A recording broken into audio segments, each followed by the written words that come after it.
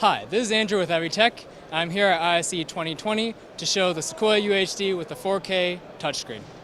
Here we have a 4K video source and 3 computer sources. With any of the windows, I can move it with a finger. I can use 2 fingers to change the size. And then with the computer sources, it's a KVM switcher, so I can go in by double tapping. The yellow border shows up, telling me that I now have keyboard mouse control over it. I can add a smiley face. I can also go in to this computer by double tapping, and then this computer, again, double tapping. I can also change the size of all of the windows with some presets. So there's the simple quad, and there's a number of other presets. I can also load custom presets and save custom presets.